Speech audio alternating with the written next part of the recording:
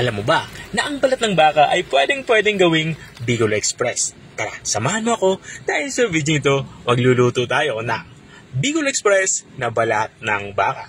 Simulan natin ating pagluluto. Magpapainit lang tayo dito ng kawali. At kapag uminit na ito, lagyan natin ito ng kaunting mantika. Kapag uminit na itong ating inilagay na mantika, magsimula na tayong mag-isa. Unang inilalagay ko nga dito, itong ating sibuyas. Walang sibuyas yung ginagamit ko dito, pero pwede kayong gumamit dito ng puti. At naglalagay na din ako dito sa pati ito ng bawang. Parang ginawa ko lang sa bawang ay pinitpit ko lang ito sa kahiniwan ng maliliit. Tapos nga natin mailagay yung bawang ay isunod naman natin itong ating hiniwang luya. Balang ginawa ko lang sa luya ay hiniwa ko lang ito ng pahaba sa maninipis.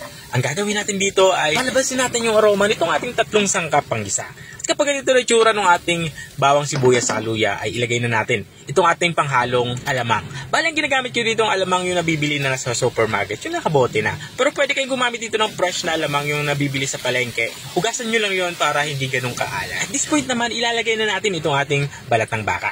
Ang ginawa ko lang dito sa balat ng baka ay pinalambot ko na ito sa kahiniwa ko ng maliliit, sa maninipis. Matapos nga natin masangkot siya itong ating balat ng baka katulad na nakikita nyo, ay ilalagay na natin itong ating kakanggata o coconut cream. Isang 400 ml na kakanggata o coconut cream yung aking inihahalo dito. Mas maraming gata, mas masarap. At kung nanonood ka pa rin hanggang dito sa parte ng aking video, ibig sabihin na interesado ka sa aking niluluto. Baka pwede mo na may comment kung taga saan ka para alam ko kung hanggang saan umabot ang aking video.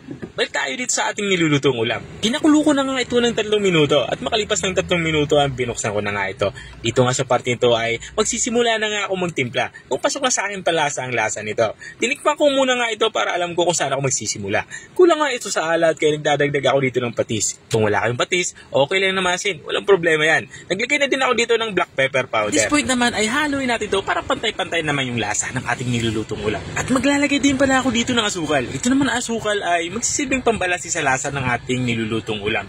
Haluin lang natin ito pa ilalim para mabilis itong matunaw. At dahil nga malapit na tayo matapos sa ating pagluluto, ilalagay ko na yung ating panghuling sangkap. Ito nga yung ating siling panigang o siling green. Ang ginawa ko lang dito ay hiniwa ko lang ito ng maninipis sa kapaislan. 5 pirasong siling green nga yung aking inihalo dito. Ito naman ay depende sa inyo kung gaano kalakas yung tolerance nyo sa hanghang. At this point naman ay tatakpan ulit natin to para isimmer pa kahit mga 1 minuto. Makalipas ka ng 1 minuto ay binuksan ko na nga ito.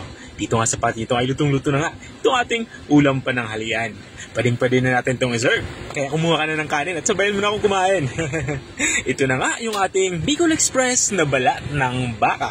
Kung nakarating ka hanggang dito sa dulo ng aking video, maraming salamat sa panonood. At kung nagustuhan mo naman yung bago nating recipe ibinahagi, baka pwede mo naman ito i-share. O siya, hanggang dito na lang ako.